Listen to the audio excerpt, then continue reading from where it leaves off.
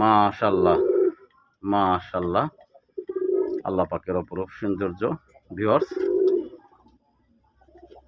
প্রথম জোড়া দিলাম ওদেরকে, প্রথম জোড়া দেওয়া দিলাম, দেখেন জোড়াটা ধরে গেছে, সঙ্গে সঙ্গে জোড়া ধরে গেছে।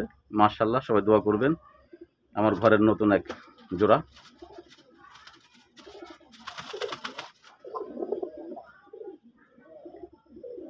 বেশ কিছুদিন রেস্টে ছিল, পরিপূর্ণ বয়স হয়েছে ওদের, তারপর ওদেরকে জোড়া দিলাম।